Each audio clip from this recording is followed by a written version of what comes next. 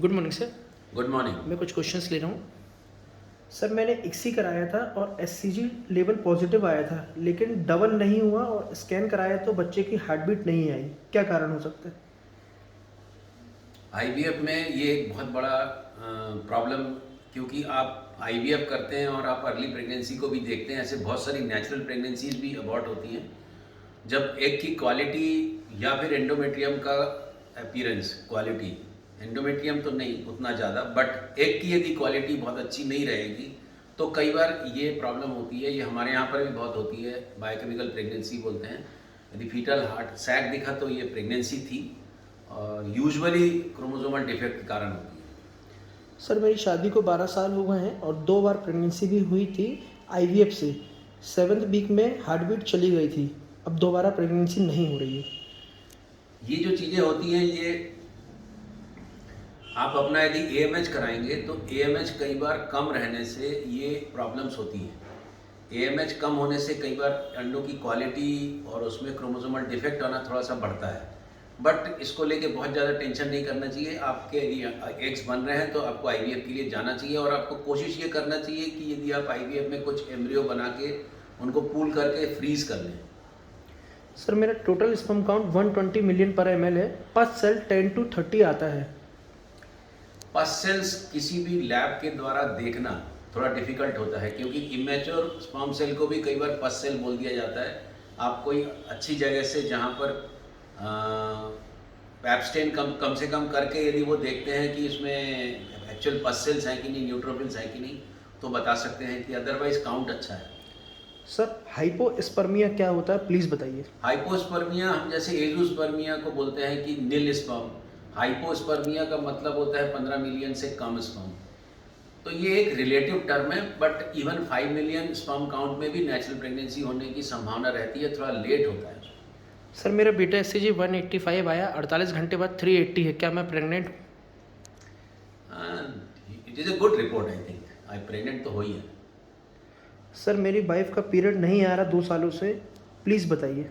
आपकी वाइफ का यदि पीरियड 2 साल से नहीं आया तो पीरियड नहीं आने का रीज़न ढूंढना चाहिए। मैं बार बार ये कहता हूँ कि किसी भी चीज़ को ऐसे ही नहीं लेते, आप उसको ढूंढिए कि उसमें प्रॉब्लम क्या है। यदि प्रॉब्लम सॉल्व होने वाली है तो वो सॉल्व हो सकती है, और किस तरीके से सॉल्व होगी जब तक आप उसका कारण या फिर उसका वजह नहीं जानेंगे। वजह जानने के लिए इन्वेस्टिगेशन के लिए आना चाहिए। Sir please reply. Atrophic non developed uterus and normal size ovaries है, पीरियड नहीं आता, age 25।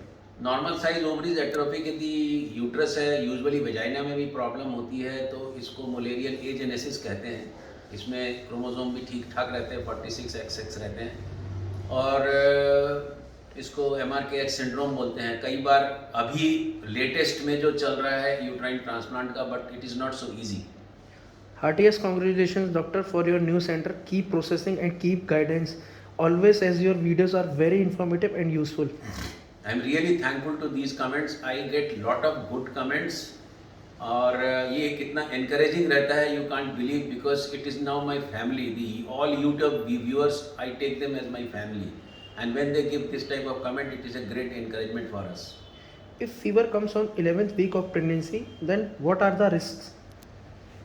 Any fever in pregnancy which is more than 103, 103, 104, 103, 104, any fever in pregnancy is not good.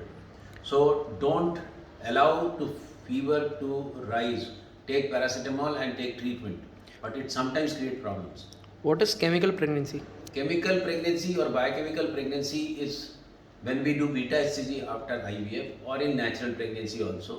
When it comes in pregnancy range that is more than 5 international unit per liter, then it is a pregnancy. But if we cannot see the pregnancy in ultrasound, then this pregnancy is called biochemical or chemical pregnancy.